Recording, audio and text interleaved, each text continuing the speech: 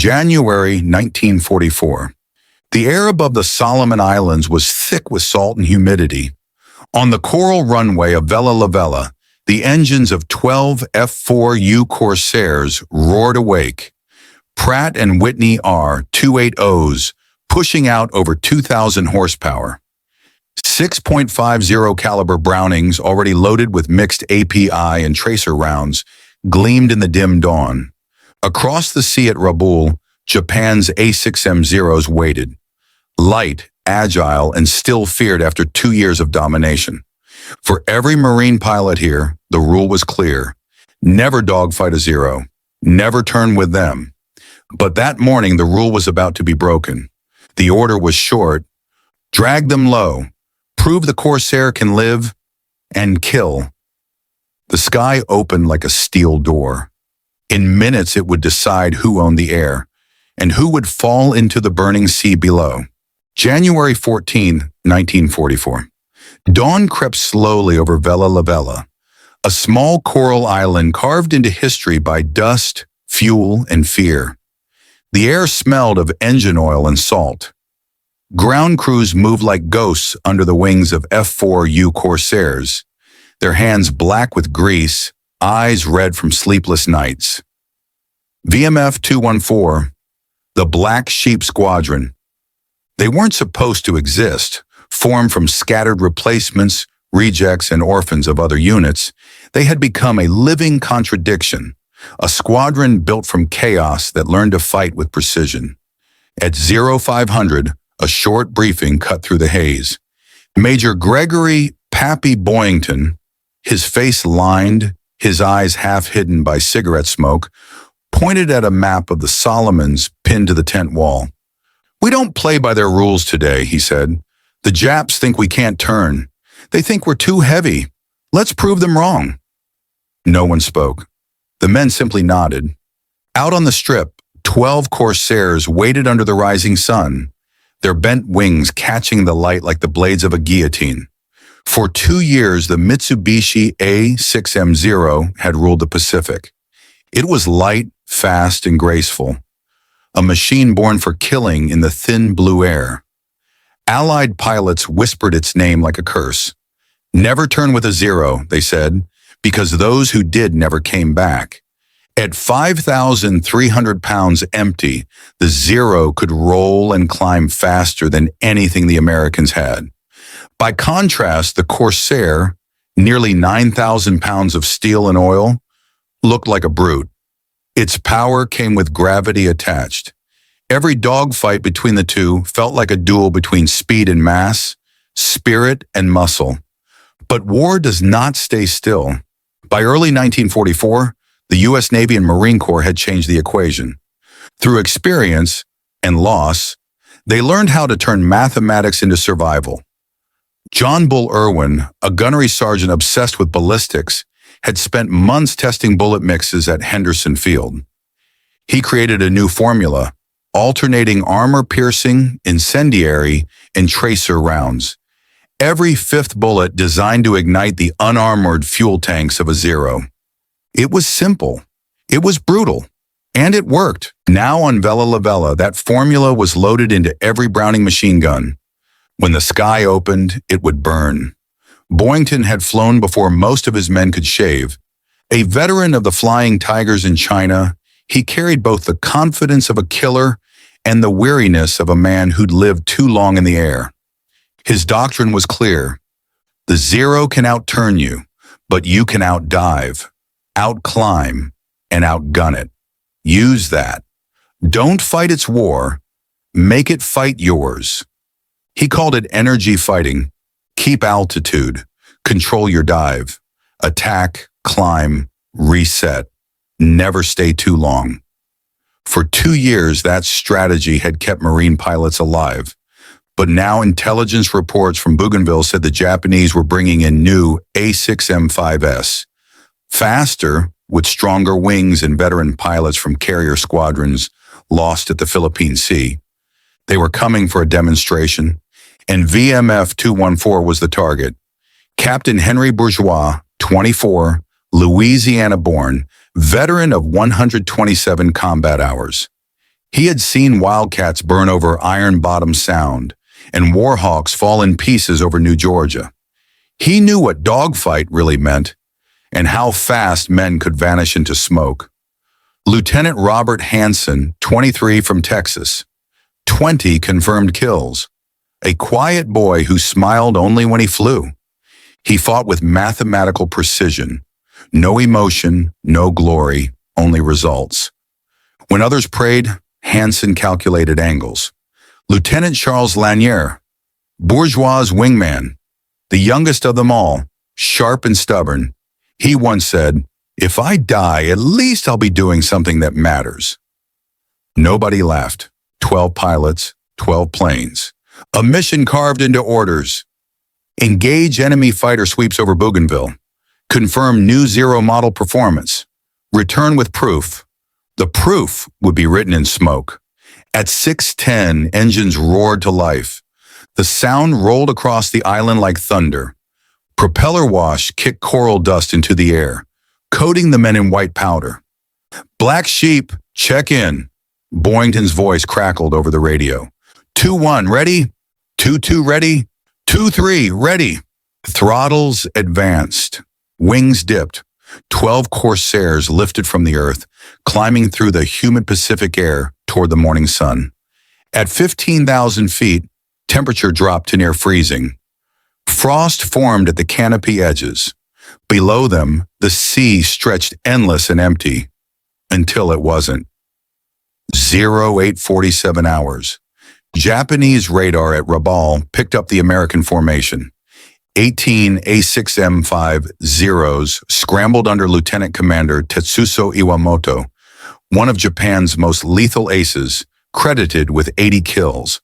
He told his men over the radio, "Force them to turn. They cannot survive the circle." The sky above the Solomon Sea was brilliant blue when the two formations met. 12 Corsairs and 18 Zeros, closing at over 600 miles per hour combined. 30 seconds to impact. "Tally-ho, 2 o'clock high," Boynton called. "Let's go get them." 3 sections broke off, 4 aircraft each. Bourgeois led the second group. Hansen climbed high. Boynton attacked from above.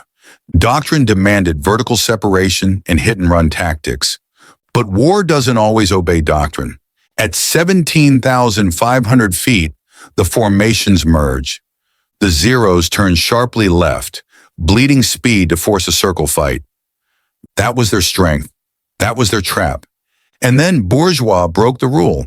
Instead of extending out, he pulled into a right-hand turn, throwing his 9,000-pound Corsair into 6 Gs of pressure. The stick shuddered. The airspeed dropped from 380 to 220 miles per hour in seconds. Lanier shouted over the radio, "Hank, what the hell are you doing? Extend! Climb out!" But Bourgeois stayed. 3 Zeros circled him. 200 combined combat hours, 45 kills among them. By every measure of physics, he should have been dead within 90 seconds. But the math had changed. The double Wasp engine screamed. Even at low speed, it held its torque. The Corsair maintained energy longer than any Zero pilot expected. Bourgeois rolled left, then reverse, using his superior roll rate to cut across the Japanese circle. For 1 heartbeat, his guns lined up. He squeezed the trigger. 12 seconds of fire. 70 rounds tore through the air. Armor-piercing incendiaries found the Zero's unprotected fuel tank. The explosion was instant. A bright orange bloom, then a black spiral falling into the sea below. Iwamoto, one of Japan's greatest, gone in seconds. Bourgeois barely had time to breathe. 2 more Zeros dove from above, coordinated attacks from both flanks. He rolled inverted, pulled a split S, came out behind them. A move considered impossible for a Corsair at that speed. First burst, 400 yards. Second Zero disintegrated midair. Third burst, 300 yards. A white flame, oxygen tank ignited. Fragments peppered Bourgeois' wing, cracking his canopy. But the plane held. 3 kills, 2 minutes, and a new law of aerial combat was born. Across the sky, chaos became revelation. Every Corsair pilot discovered the same truth. The aircraft could turn tighter, dive harder, and shoot deadlier than anyone had believed. Hansen dived from 22,000 feet, engaging 5 Zeros at once. His dive speed exceeded 450 miles per hour. He didn't climb away. He stayed. 6 minutes of combat, impossible, suicidal, perfect. He destroyed 5 Zeros in 18 minutes, using less than 420 rounds. Radio silence followed his last call. That's number 5, heading home. Over Rabaul, Japanese radio intercepts captured desperate voices. American fighters turn with us, and we die like targets. By 09:15 hours, 16 Zeros burned across the sea. Only one Corsair failed to return, hit by ground fire on the way home. Admiral Chester Nimitz received the after-action report days later. He read it twice, then underlined one line. American fighters demonstrated maneuverability equal to or greater than the Zero while maintaining superior firepower and protection. That sentence rewrote Pacific doctrine. It meant the end of the Zero's myth. It meant the start of American air dominance. At Vella La Vella, the pilots didn't celebrate. They sat in silence watching the sunset turn the horizon red, the same color as the flames that had followed them home. No cheers, no victory songs. Just the understanding that something irreversible had happened, both in the war and in themselves. When the last Corsair rolled back onto the coral strip at Vella La Vella, the world felt muted. The engines coughed, then died. The only sound left was the ticking of hot metal. Mechanics moved in slowly, counting holes, tracing black streaks across scorched wings. Captain Henry Bourgeois sat inside his cockpit, hands trembling, sweat drying to salt on his neck. 3 kills in 2 minutes, and yet he didn't feel victorious. He felt empty. Behind him, Lieutenant Lanier climbed down from his own Corsair, helmet still on. He stared at Henry for a long moment before whispering, "You broke every rule, Hank." Bourgeois nodded. "Yeah, and somehow the rule broke first." The operations log read like statistics carved into stone. 16 enemy aircraft destroyed, 1 Corsair lost to ground fire, 0 pilot casualties. But paper never smelled of gasoline or blood. It never recorded the sound of Hansen's voice shaking when he landed, or the blank stare of the youngest crewman who had watched the dogfight from the tower. For every kill confirmed, another fragment of humanity was lost. No one spoke of that part. They cleaned their guns, washed their faces, and waited for new orders. Because silence in war was only a pause, never an end. 300 miles north, the Japanese base at Rabaul was drowning in shock. Only 2 Zero fighters limped home that morning. Colonel Saburo Sakai, legendary ace of the Imperial Navy, read the combat reports in disbelief. "They turned with us," one pilot wrote. "They matched our circles. Their guns burned everything." Sakai understood what that meant. The invincible myth of the Zero had died above the Solomon Sea. For 2 years, Japanese tactics had depended on maneuver superiority. Now that advantage was gone. He ordered new drills, new formations, new rules. None of it would matter. Fuel was scarce, pilots were young, and America was building faster than Japan could bury its dead. At nightfall, Major Gregory Boyington gathered the men inside a dim tent lit by one swinging bulb. He looked older than his 31 years. "You did good," he said quietly, "but don't start believing you're invincible. That's how men die." Someone asked what the next mission would be. He shrugged. "Same thing. Different day. Keep your heads cool and your guns hot." When the meeting ended, no one moved to leave. The bulb hummed. Outside, rain began to fall on the corrugated roof like machine gun fire. Inside, the men realized the turning point they had made was not just tactical, it was psychological. They had proved they could survive the Zero. Now they had to survive themselves. Sleep did not come. Every pilot heard the echo of gunfire when closing his eyes. For Hansen, the night was filled with phantom shadows looping through the dark sky. At 0200, he walked to the edge of the airfield. The sea was still, moonlight silver on the waves. He thought of the 5 Zeros he destroyed that morning. He could still see them explode, flashes of orange and white. He whispered, "I did that." The words did not sound like victory. In Tokyo, Admiral Toyota Somu received Sakai's report and marked it with a thin brushstroke of ink. Zero no longer holds maneuver advantage. He did not speak for a long time. Then he said to his aide, "The sky has changed color." Within weeks, orders were issued to shift toward defensive intercepts and suicidal attacks on American bomber formations. The first whispers of what would become the kamikaze program. The turning point over the Solomons was not a battle. It was a signal that Japan had already lost the future. Back at Pearl Harbor, Navy analysts spread combat film across light tables. Frame by frame, they studied Bourgeois' turn, Hansen's scissors, Boyington's dives. They saw physics reborn as tactics. A new manual was drafted within days. Aggressive maneuver engagement permitted. Corsair and Hellcat models. It replaced the old line that had haunted pilots since 1942. Avoid turning combat with Japanese fighters. For the first time, American pilots were told not to fear close range. The sky belonged to whoever could adapt faster. And now that was America. With every mission, the numbers rose. More Zeros shot down, fewer Corsairs lost. But inside each man, the strain tightened. Combat fatigue, the doctors called it. Boyington called it the price of seeing too much. Pilots shook even when writing letters. Hands would not steady on a coffee cup. When the engines started again each dawn, hearts raced as if dragged back into flame.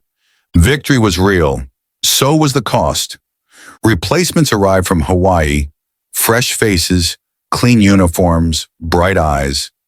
They looked at the veterans with quiet awe. Bourgeois saw himself in them and felt old at 24.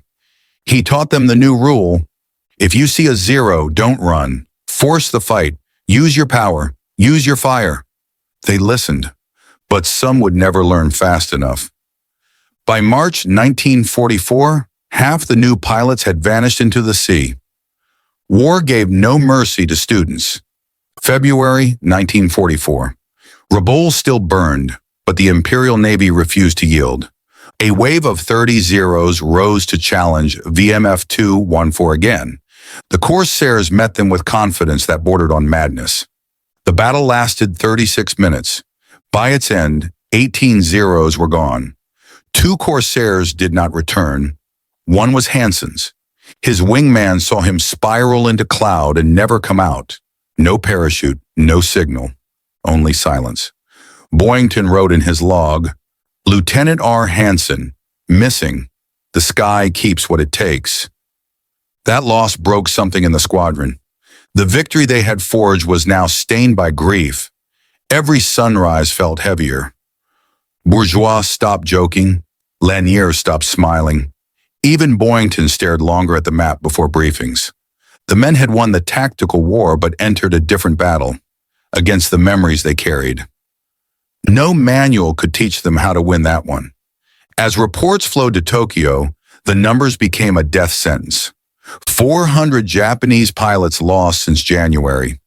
Training hours cut from 500 to 40. The replacement generation was barely taught to land. By spring, experienced aces were a memory. New recruits flew into battle with their photographs pinned to their chests, so their bodies could be identified later. The turning point was no longer a moment. It was a decline that would never reverse. At Vella La Vella, word spread across squadrons. Corsair can turn with Zero. Confidence became contagious.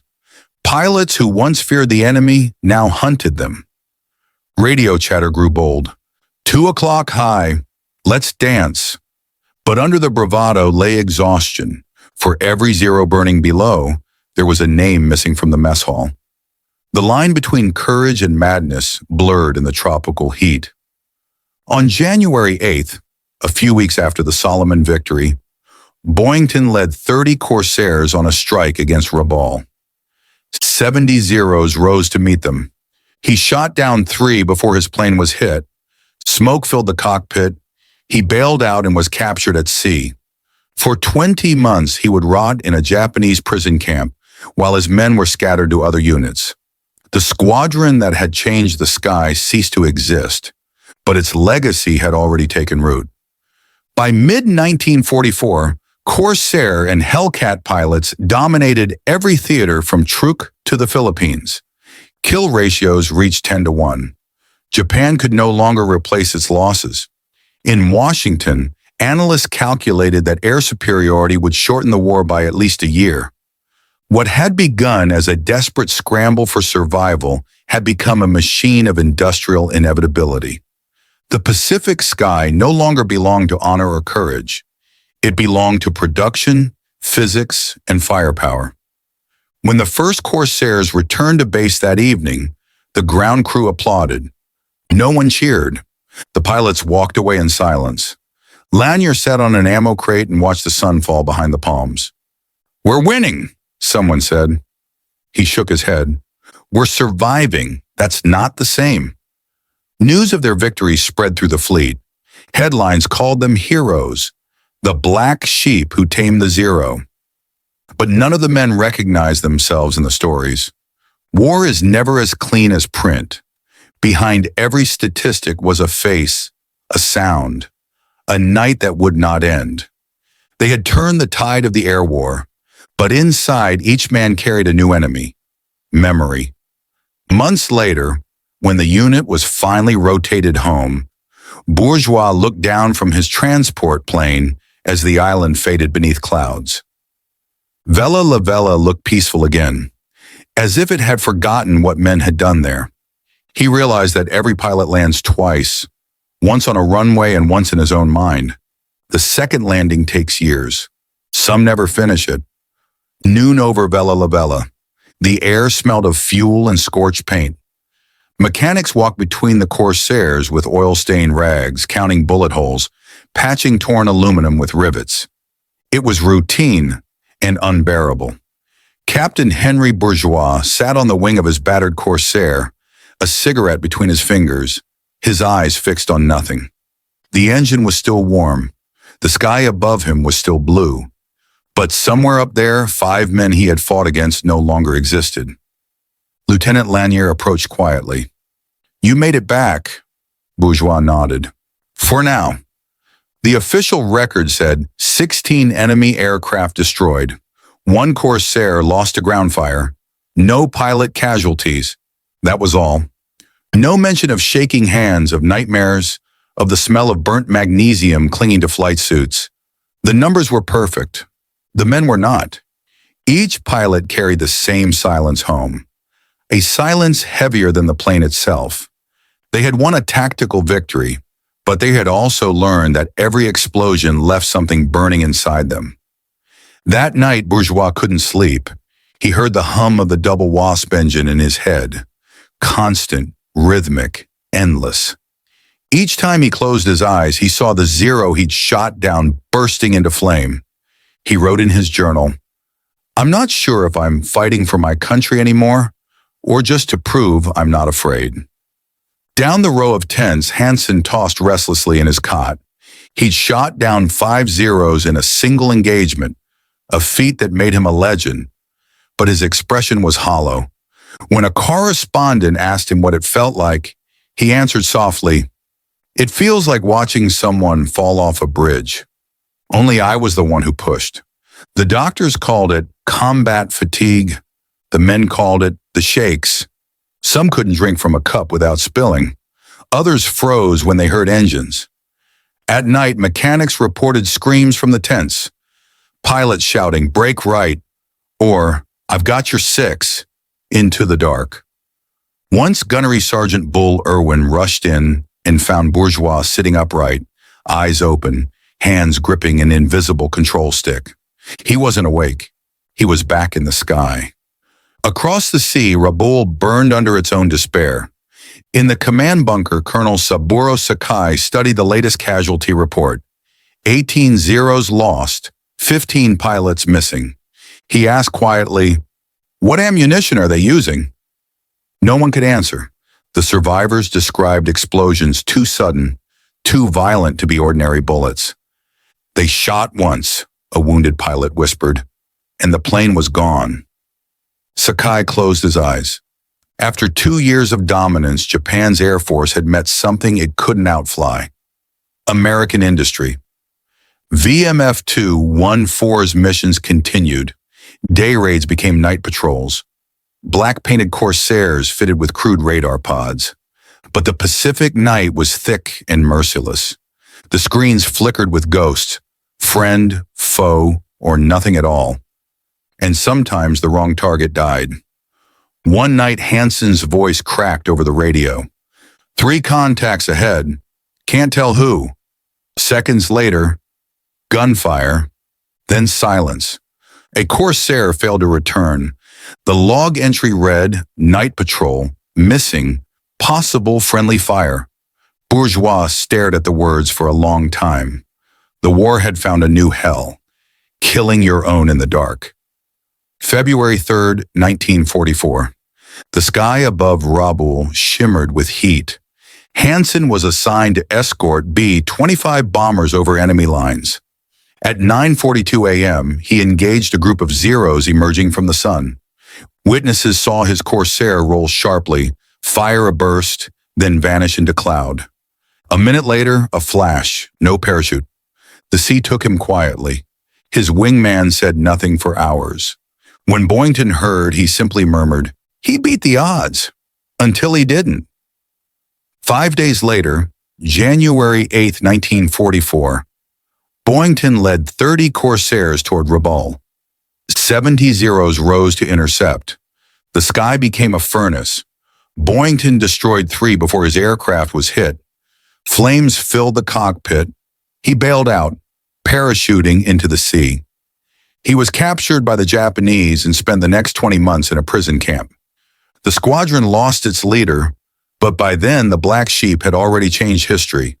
In Tokyo, the high command could no longer deny the truth.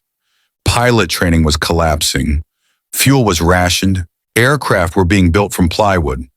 Between February and April 1944, Japan lost more than 400 pilots. The average flight time for new recruits fell from 500 hours to barely 40. A veteran instructor wrote, "They can take off. They cannot fight. They will die without understanding why." The empire had entered the death spiral of its own making. Back at Vella la Vella, Bourgeois led what was left of the Black Sheep. Every day, new faces arrived. Every week, others disappeared. When the squadron was ordered back to the U.S. for rest, the men didn't celebrate. They stood by their planes, staring at the sea that had swallowed too many of their own. One mechanic asked softly, "Do you think they're proud of us?"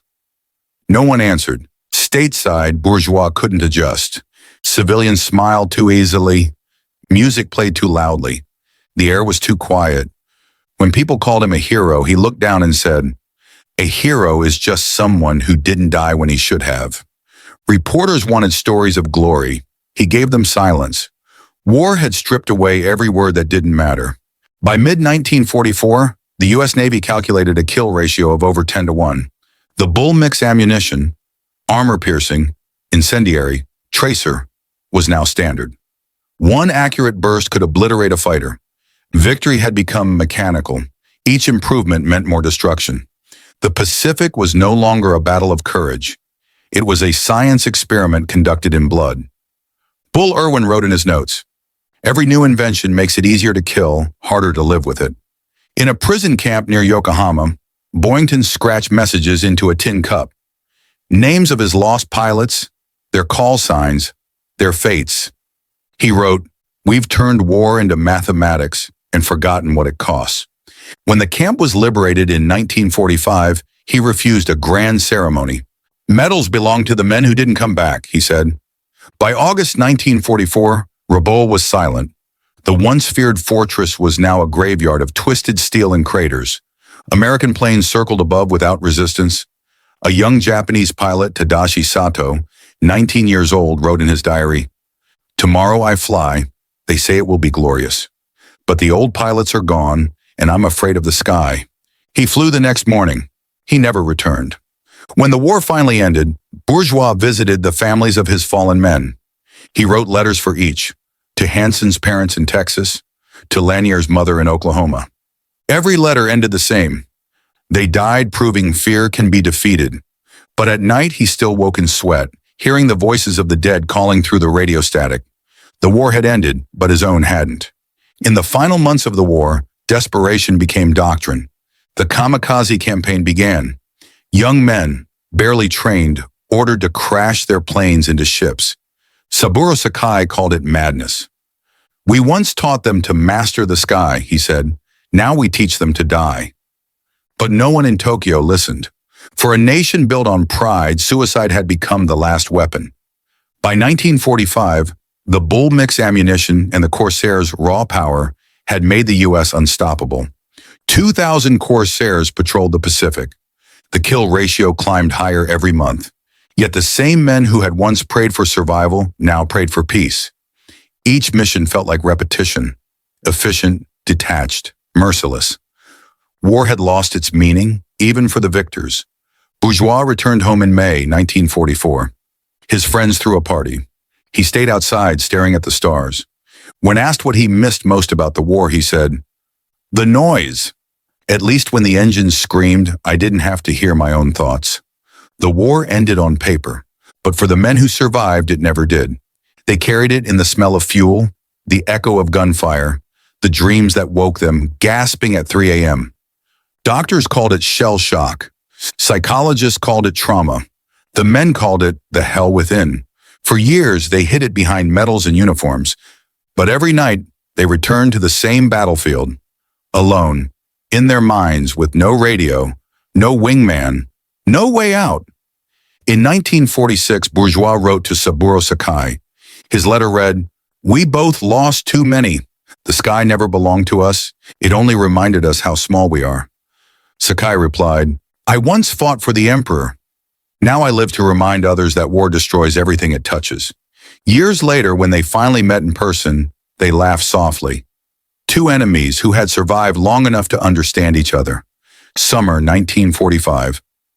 Over the Pacific, silence had replaced gunfire. The sky that once thundered with engines now stood still, pale, endless, indifferent. The Corsairs still took off each morning, but there were no enemies to meet. The Zeros were gone. Only empty clouds waited. Pilots flew in circles, their radios filled with static. What once felt like purpose now felt like haunting. For the first time in years, death no longer chased them, and that was its own kind of fear. On Vela La Vela, grass grew across the old coral runway. Shell holes filled with rainwater. The war had moved north, and the island was left to heal or to forget. In June 1945, at a small base near Tokyo, mechanics assembled what few aircraft remained. They used wood where aluminum had run out, paint thinned with kerosene, bolts scavenged from wrecks. Colonel Saburo Sakai, one of the last living aces, walked between the planes, touching each like a tombstone. 17-year-old cadets stood by, waiting for his orders. "You're not born to die," he told them, "but Japan has nothing left to live with." That month, more than 1,000 kamikaze missions were launched. None returned. The Zero, once the pride of the Imperial Navy, had become an instrument of despair. Sakai survived the war blind in one eye, carrying more ghosts than medals. He would later say, "We fought for honor, and in the end, we buried it with ourselves." While Japan disintegrated, the United States reached its peak. Corsairs rolled off assembly lines by the thousands, 6 a day in Connecticut alone. Each one gleamed under fluorescent light, a monument to industry and inevitability. Every rivet, every bullet, every gallon of fuel meant another life spared or taken. The war had become a machine, and men were its cogs. The Corsair, once doubted, now defined the Pacific. Its thick armor, its brutal engine, its wings shaped like gulls. It was the face of victory and the sound of progress. But for those who flew it, progress felt hollow. They had become too efficient at ending things. August 14th, 1945. News crackled through the radios. Japan had surrendered. Captain Henry Bourgeois was driving across the Golden Gate Bridge when he heard it. He stopped the car mid-span, turned off the engine, and listened to the wind. No cheering, no music, no relief. Just silence in the ocean below. He whispered, "It's over." But in his mind, the engine still roared. Every sunset reminded him of tracer rounds. Every seagull became a flicker of a falling plane. When a reporter asked what victory felt like, he said, "Ask the ones who didn't come back." Major Gregory Pappy Boyington was liberated from a prison camp outside Tokyo that same month. He weighed 120 pounds and could barely walk, but when they handed him a microphone, he smiled faintly. "Freedom," he said, "is something you only appreciate after you've lost it." The U.S. Navy awarded him the Medal of Honor. He accepted it, but his speech was brief. "This belongs to the men who didn't make it." He went home, wrote his memoir, Ba Ba Black Sheep, and faded quietly into civilian life. To the public, he was a legend. To himself, he was a survivor of his own legend. By late 1945, jet engines screamed across test fields in California and England. The era of piston fighters was over. The Corsair, once king, was already a relic. Technology had moved on, but memory hadn't. In training schools, instructors still taught Boyington's and Bourgeois' tactics. The art of energy fighting, the discipline of patience, the knowledge that altitude is life. Every modern fighter pilot owes a debt to those lessons carved into the sky above the Solomon Islands. The war had ended, but its fingerprints covered everything that came after. Tokyo. Aviation exhibition. Henry Bourgeois, now 43, stood among a crowd of visitors. On display above him hung a restored Zero, white and red, polished to perfection. He didn't notice Saburo Sakai until the man was standing beside him. They looked at each other. Two old enemies, two survivors. "You still fly?" Bourgeois asked. "Only in my dreams," Sakai said with a smile. "And you?" "Only in my nightmares." They laughed softly. When they left the hall, they walked side by side through the sunlight. Proof that even enemies can share peace if they live long enough to seek it. Off the coast of New Georgia, divers found the remains of a Corsair resting 40 meters below the surface. Its fuselage was rusted, coral crawling across the bent wings. On the side, faint letters still read, VMF-214. Inside the cockpit, the control stick was still locked forward. A pilot's helmet lay in the sand, visor cracked. The wreck was recovered and sent to the Naval Aviation Museum in Pensacola. The plaque read, F4U Corsair, Black Sheep Squadron, the aircraft that turned the tide of the Pacific. Visitors walked by quietly. Few understood the weight behind those words. Every dent in the metal was a memory no photograph could capture. By the end of the war, 12,571 Corsairs built. 2,140 pilots trained to fly them. Kill ratio, 11-1. Japanese Zero losses over 10,900. But behind every number was a name, and behind every name, a silence. For every victory, a family received a folded flag. For every medal, a letter written by trembling hands. The war was won, but its echo filled living rooms, hospital wards, and the dreams of those who came home. At Arlington National Cemetery, Bourgeois stood before rows of white stones. He was older, slower, but his voice was steady. "People ask what it feels like to shoot down another man's plane," he said. "It doesn't feel like anything, because when you pull the trigger, you don't see his face, just a black dot on your gun sight." He paused, looking across the graves. "The real victory isn't how many you killed. It's learning that life is worth more than pride." The crowd said nothing. A single Corsair flew overhead, its engine echoing softly through the air. A salute to all who never came back. The Corsair lived on through new wars, Korea, Indochina, until jet fighters replaced it completely. But its legacy wasn't just technical. It taught men the truth about war. Progress and morality rarely fly on the same wing. The Zero, too, earned respect. Even its enemies admitted, without the Zero, we would never have learned how to fight the way we did. In museums across the world, a Corsair and a Zero are often displayed side by side, not as rivals, but as relics of human obsession. Both beautiful, both tragic. From 1970 onward, Bourgeois and Sakai exchanged letters each year. They never wrote about combat. They wrote about family, weather, and growing old. One letter from Sakai read, "In my dreams, I still fly my Zero. But when I look to the right, there is a Corsair flying beside me. Not shooting, just flying." Bourgeois replied, "I have that same dream. Two old men, once sworn enemies, now united by the same sky that once tried to kill them both." By the 1990s, the world had changed again. Children read about the war in textbooks. Veterans were museum exhibits, their stories condensed into a few paragraphs. Bourgeois' grandchildren once asked him, "Did you ever kill anyone?" He answered, "I hope not. I only tried to stay alive." The simplicity of that answer carried more truth than any history book. Time had softened the edges, but the core of it, the smell of oil, the tremor of fear, the weight of loss, remained etched in the eyes of those who'd been there. Henry Bourgeois passed away at 84. On his desk lay a small note beneath a faded photograph of him in Boyington, 1944. It read, "We didn't defeat Japan. We defeated our own fear. Every enemy disappears. Only the sky remains." Across the ocean, that same year, Saburo Sakai also died. The same age, the same quiet ending. At his funeral, a wreath arrived from American veterans. The ribbon read, "From the men you fought, with respect." Today, at Vella La Vella, the jungle has reclaimed the runway. Palm trees grow through cracked pavement. The air is warm, still, timeless. At dusk, locals say they sometimes hear an engine rumbling in the distance. Faint, steady, then gone. They call it the ghosts of the black sheep.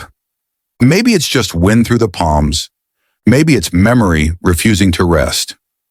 At the Naval Aviation Museum, a bronze plaque bears an inscription. "When you look at the sky, remember, it was once a battlefield."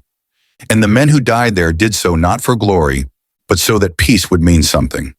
Beneath it hangs a photograph of Boyington, Hansen, and Bourgeois. Three men frozen in youth, unaware of the legends they would become. Visitors stop, read, and move on. The photo stays. The sky remembers. August 2025, 80 years after the battle.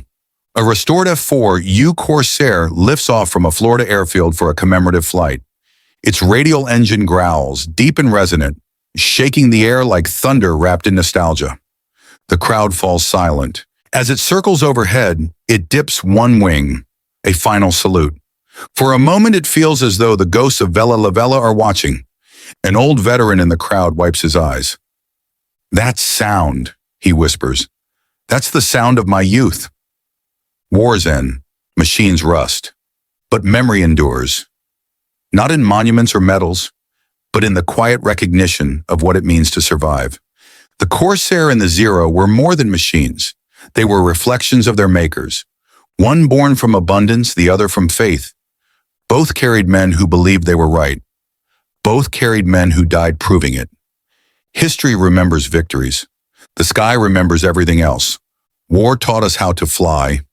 Peace taught us how to land.